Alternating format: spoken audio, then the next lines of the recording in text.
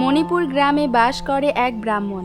মণি নামের সেই ব্রাহ্মণের রোজ দিনের কাজ ছিল জমিদার নরেন্দ্র নারায়ণের বাড়ির শিব মন্দিরে প্রতিদিন সকালে পুজো দেওয়া। আর সেই শিব মন্দিরে পুজো দেওয়ার জন্য সেই ব্রাহ্মণ রোজ জমিদারের কাছ থেকে পেত 1 কিলো চাল, 1 ঝুঁকি কাঁচা কলা ও একটি নতুন শাড়ি। ব্রাহ্মণ এইসব কিছু বাড়িতে নিয়ে এসে তার স্ত্রীকে দিয়ে দিত। তবে ব্রাহ্মণের স্ত্রী মালা ছিল ভীষণই বোকা। সে রোজ পুকুরে স্নান করতে যেত। স্নান করে বাড়ি ফেরার সময় প্রতিদিন ব্রাহ্মণের নিয়ে আসা নতুন শাড়িটা পরতো এবং পুরনো শাড়িটা সেখানেই ফেলে দিয়ে চলে আসতো। এদিকে আবার একজন ধোপার রোজ সেই ব্রাহ্মণের স্ত্রীর পুরনো শাড়িটা কুড়িয়ে নিয়ে গিয়ে বাজারে বিক্রি করে টাকা উপার্জন করত। স্নান সেরে ব্রাহ্মণের স্ত্রী মালা যখন বাড়িতে ফিরে এসে রান্না বসাতো, তখন 1 কিলো চাল ও 1 ঝুঁকি কাঁচা কলা একেবারে হাঁড়ির ভেতরে দিয়ে কলা সেদ্ধ ভাত রান্না করত। কারণ সে এতটাই বোকা ছিল যে ডাল তরকারি কি করে রান্না করতে হয় সেটা জানতো না। রান্না হয়ে গেলে তারা দুজনে একসঙ্গেই খেতে বসতো। খাওয়া দাওয়া সেরে ব্রাহ্মণ শুতে যেত, কারণ সারাদিনে আর তার কোনো কাজ থাকতো না। অন্যদিকে মালা বাড়ির অন্যান্য কাজ করত। বিকেল হলে ব্রাহ্মণ যখন তার স্ত্রীর কাছ থেকে ভাত খেতে চাইতো, তখন রোজই তার স্ত্রী মালা একটাই উত্তর দিত, কই গো, কোথায় গেলে? কি হয়েছে, ডাকছো কেন? আসলে পেটে অনেক ক্ষুধা লেগেছে, তাই বলছিলাম যদি কিছু ভাত খেতে দিতে। ভাত? ভাত আমি কোথায় পাবো? সকালেই তো সব শেষ হয়ে গেছে।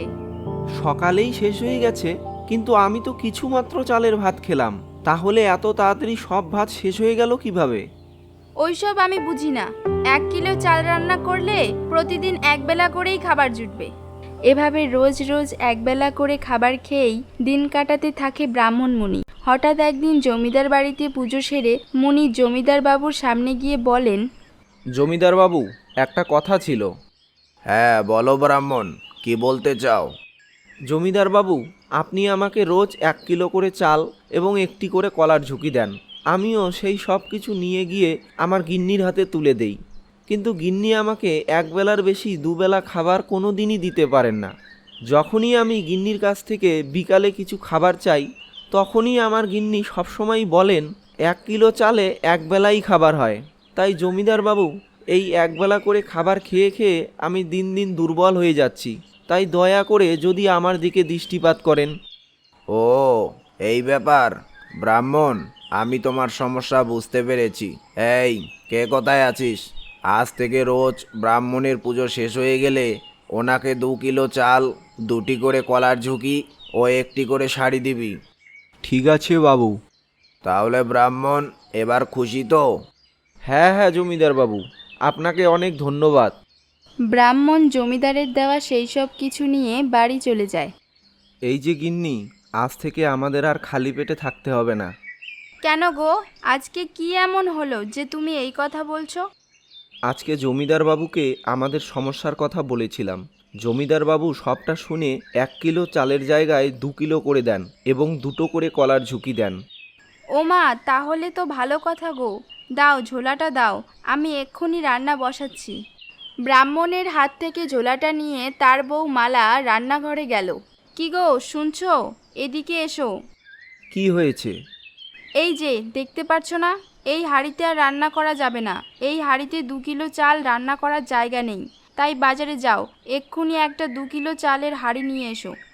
ব্রাহ্মণ মণি সঙ্গে সঙ্গে বাজারে গিয়ে 2 কিলো চাল একবারে রান্না করা যায় এমন একটা হাঁড়ি কিনে এনে তার বউকে দিল। কি গো, হাঁড়ি নিয়ে এসেছো? হ্যাঁ হ্যাঁ, এনেছি, এই নাও। রান্না হয়ে গেলে তারা দুজন খাওয়া দাওয়া করলো। এরপর সময় পেরিয়ে যখন বিকেল হয়ে গেল, ব্রাহ্মণ ঘুম থেকে উঠে আবার তার গিন্নির কাছ থেকে খাবার চাইলো। গিন্নি, কি ক্ষুধা লেগেছে গো, দাও কিছু ভাত খেতে দাও। ভাত? ভাত আমি কোথায় পাবো? যা রান্না হয়েছিল সেই সব তো সকালেই শেষ হয়ে গেছে। আচ্ছা, জ্বালায় পড়লাম তো। আজ 1 কিলোর জায়গায় 2 কিলো চাল এনে দিলাম, তারপরও বলছো ভাত শেষ হয়ে গেছে। হ্যাঁ, শেষ হয়ে গেছে। এতে আমার কি করার আছে? কাল 3 কিলো চাল নিয়ে আসবে, তাহলেই 2 বেলা খেতে পারবে। ঠিক আছে। পরের দিন সকাল হলে আবার ব্রাহ্মণ জমিদারের কাছে তার সমস্যার কথা জানায়। জমিদারও তার সমস্যার কথা শুনে বলে ওঠেন, এই, কে কোথায় আছিস? ব্রাহ্মণকে আজ থেকে 3 কিলো চাল, 3টে করে কলার ঝুঁকি ও 1টি করে শাড়ি দিবি। ঠিক আছে বাবু। কি ব্রাহ্মণ, এবার তোমার সমস্যা মিটবে তো? হ্যাঁ হ্যাঁ জমিদার বাবু, আপনাকে অনেক ধন্যবাদ। ব্রাহ্মণ আবার সেই সব কিছু নিয়ে বাড়ি চলে আসে। সঙ্গে 3 কিলো চালের ভাত একবারে রান্না করা যায় সেই হাঁড়িটাও বাজার থেকে নিয়ে আসে। এই যে নাও গিন্নি 3 কিলো চাল, আর এই যে 3 কিলো চাল রান্না করার হাঁড়ি। ব্রাহ্মণের বউ এবার সব কিছু নিয়ে রান্নাঘরে চলে গেল রান্না করার জন্য। কিছু সময় পেরিয়ে গেলে রান্না যখন হয়ে যায় তখন মালা মণিকে ডাক দিল রান্নাঘরে যাওয়ার জন্য। কি গো শুনছো? রান্না হয়ে গেছে, তুমি খেতে এসো। ঠিক আছে, আমি এক্ষুনি আসছি। ব্রাহ্মণ রান্নাঘরে গেলে স্বামী স্ত্রী দুজনেই খেতে বসলো। খাওয়া দাওয়া সেরে ব্রাহ্মণ বিছানায় ঘুমিয়ে পড়ে এবং মালা বাড়ির অন্য কাজ করার জন্য চলে যায়। সময় পেরিয়ে আবার যখন বিকেল হয়ে যায় তখন ব্রাহ্মণের ঘুম ভাঙে এবং ব্রাহ্মণ বিছানার ওপরে উঠে বসে। কই গো গিন্নি, আমার যে খুব ক্ষুধা লেগেছে। দাও দাও, আমায় 4টে ভাত খেতে দাও। ভাত? ভাত আমি কোথায় পাবো? ভাত তো সেই সকালেই শেষ। কি বলছো তুমি? এই তো সকালে 3 কিলো চাল তোমায় দিলাম, শেষ হয়ে গেল কিভাবে? তা আমি কি জানি, 3 কিলো চালেও একবেলাই খাবার হয়। এভাবেই যত দিন যাচ্ছিল হাঁড়ির আকার বাড়তে বাড়তে 10 কিলোতে চলে আসে। কিন্তু তবুও ব্রাহ্মণ একবেলা করেই ভাত খেয়ে থাকে। তবে এদিন আর ব্রাহ্মণ চুপ করে থাকতে পারল না। সে তার গিন্নির সঙ্গে ঝগড়া করে বাড়ি থেকে বেরিয়ে যায়। ধুর, এ সংসার আর আমি করবই না। 1 কিলোর জায়গায় 10 কিলো চাল এনে দিলাম, তাও যদি একবেলা করে খাবার খেয়ে দিন কাটাতে হয়, সেই সংসার আমার না করাই ভালো। আমার বউটা যে কি! হ্যাঁ হ্যাঁ, ও বোধহয় কোনো ডাইনি আছে, না হলে এত ভাত রোজ রোজ যায় কোথায়? ধুর ধুর, আমি আর এই গ্রামে থাকবই না। ব্রাহ্মণ সারাদিন হাঁটতে হাঁটতে মণিপুর গ্রাম ছেড়ে অন্য আর এক গ্রামে এসে উপস্থিত হয়। অনেকটা পথ হাঁটলাম, যাই এখন এই গাছটার নিচে বিশ্রাম নেই। ব্রাহ্মণ গাছের নিচে বিশ্রাম নিচ্ছিল। সেই সময় তার পাশ দিয়ে যাচ্ছিল অন্য এক ব্রাহ্মণ। সেই ব্রাহ্মণ মণিকে জিজ্ঞাসা করে, এই যে ব্রাহ্মণ, একটু শুনবে? হ্যাঁ, কে কে আমাকে ডাকে? এই যে আমি। হ্যাঁ বলুন, কি বলতে চান? তুমি কি আমায় এপাড়ার ভোলা পণ্ডিতের বাড়িটা কোথায় বলতে পারবে? ঠাকুর, আমায় ক্ষমা করবেন, আমি এখানে নতুন এসেছি। আমি এই এলাকার কিছুই চিনি না, তাই অন্য কাউকে জিজ্ঞেস করুন। আচ্ছা আচ্ছা, বেশ বেশ। তা ব্রাহ্মণ, তোমায় এত উদাস দেখাচ্ছে কেন? আর সেসব শুনে কি করবেন? যার যেটা কষ্ট সেই সেটা ভালো করে বোঝে। তা ঠিক কথাই বলেছ। তাও যদি তোমার বলতে ইচ্ছে হয় আমায় বলতে পারো, আমরা দুজনেই তো একই সম্প্রদায়ের। আপনাকে বলে আমার আদেও কি কোনো লাভ হবে? ঠিক আছে, আপনি যখন এত করে বলছেন তবে শুনুন। মণি সেই পথিক ব্রাহ্মণকে তার দুঃখ কষ্টের সমস্ত গল্প বলতে শুরু করে। সেই ব্রাহ্মণ মণির সমস্ত গল্প শুনে মনে মনে ভাবতে শুরু করে, পেয়েছি। জমিদার বাড়িতে পুজো করে এই ছেলে 10 কেজি করে চাল পায়, সঙ্গে আবার কলার ঝুঁকি, একটা করে কাপড়। এই ছেলেকে কোনোভাবেই হাতছাড়া করা যাবে না।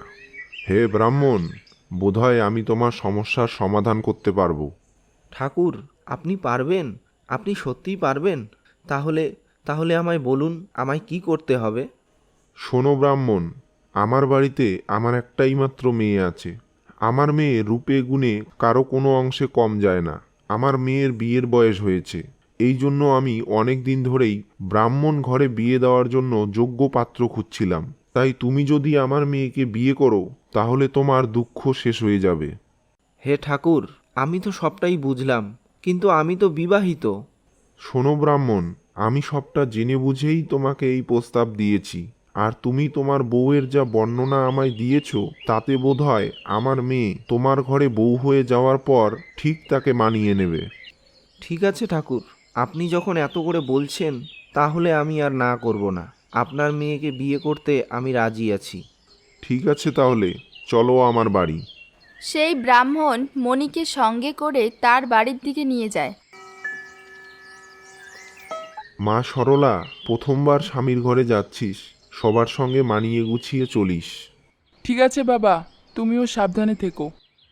মণি তার শ্বশুরকে বিদায় জানিয়ে নতুন বউ সরলাকে নিয়ে বাড়ি চলে আসে। কই গো গিন্নি, কোথায় গেলে? বাইরে এসো। এ কি, এই মেয়েটা কে? আর তোমাদের দুজনার গলায় মালা কেন? শোনো গিন্নি, এ সরলা, একে আমি বিয়ে করেছি, তাই আজ থেকে ও এই বাড়ির ছোট বউ। তুমি আবার বিয়ে করতে গেলে কেন? আমি তো ছিলাম নাকি? হ্যাঁ হ্যাঁ, বিয়ের পর থেকেই তো দেখছি এত এত চাল এনে দেওয়ার পরেও কোনোদিনই তো তুমি আমায় দুবেলা খেতে দিতে পারো না। তাই আমি একে বিয়ে করে নিয়েছি। তুমি আর আজকের পর থেকে রান্নাঘরে ঢুকবে না, বুঝলে তো? আজ থেকে রান্নাঘরের সমস্ত দায়িত্ব আমার ছোট বউয়ের। হ্যাঁ হ্যাঁ, দেখব তোমার ছোট বউ তোমায় কত রেঁধে খাওয়ায়। হয়েছে হয়েছে, এখন থামো, আমাদের ঘরে যেতে দাও।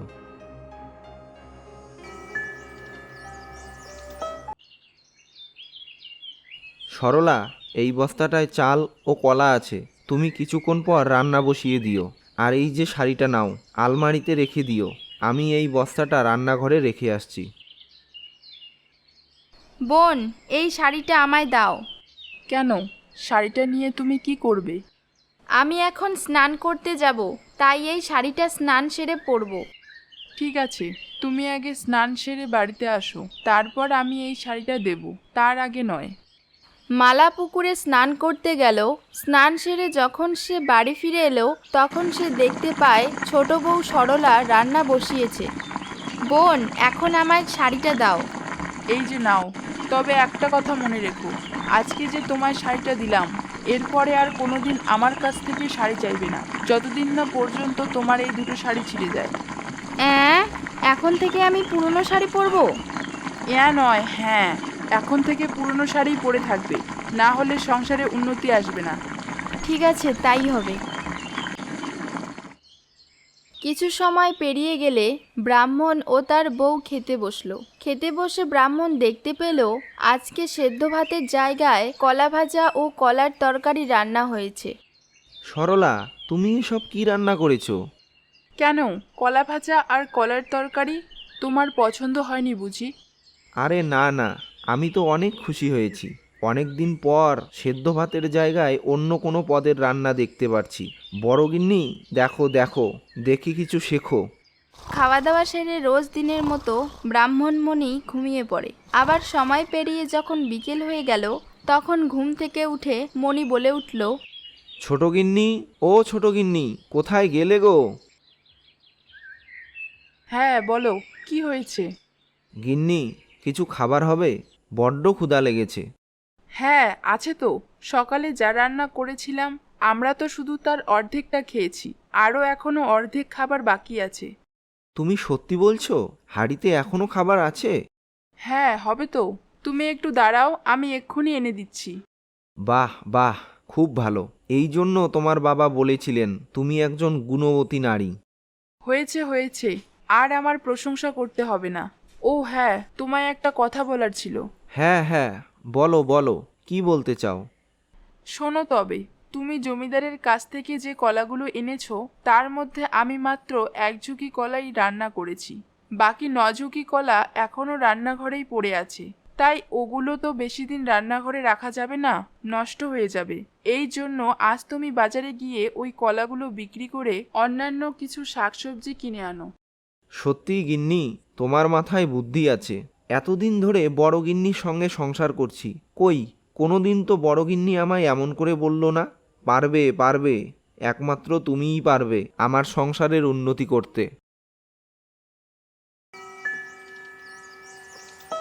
এভাবেই যত দিন যাচ্ছিল, ব্রাহ্মণের অবস্থার উন্নতি হচ্ছিল।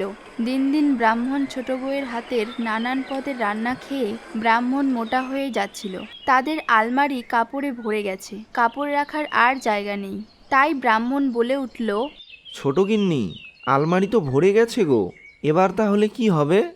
কি আর হবে, এই এত শাড়ি তো আর আমরা পরতে পারবো না। যাও, এগুলো বাজারে বিক্রি করে এসো। সত্যিই গিন্নি, তোমার মাথায় যে এত বুদ্ধি, কত সহজেই এর একটা সমাধান বের করে ফেললে বলো তো। না, আর দেরি করলে চলবে না, যাই যাই, তাড়াতাড়ি এই শাড়িগুলো বাজারে নিয়ে যাই। এভাবেই মণি ব্রাহ্মণের দিন খুব ভালোভাবেই কাটতে থাকে। কিন্তু একদিন মণি ও তার ছোট বউ ঘরে বসেছিল আর বড় বউ উঠান ঝাড় দিচ্ছিল। মণি সেই সময় কিছু একটা যেন ভাবছিল। মণি বলে উঠল, জানো তো সরলা, আমি অনেক দিন ধরেই একটা কথা ভাবছিলাম, কিন্তু কিছুতেই কিছু বুঝে উঠতে পারছি না। তুমি কি ভাবছিলে গো, আমায় বলো। তবে শোনো, তুমি আমার সংসারে আসার আগে আমি বিকেল করে যখনই আমার বড়গিন্নির কাছ থেকে কিছু খেতে চাইতাম, তখনই আমার বড়গিন্নি বলতো, খাবার তো নেই, সব ফুরিয়ে গেছে। এত এত খাবার সে রোজ কি করত সেটা আমি এখনো বুঝতে পারলাম না। সত্যি এটা ভাবার বিষয়। তবে আমি তোমায় একটা উপায় বলে দিতে পারি। কি উপায় গো, আমায় বলো তবে। তবে শোনো, আমি বিয়ের পর থেকেই দিদিকে দেখছি।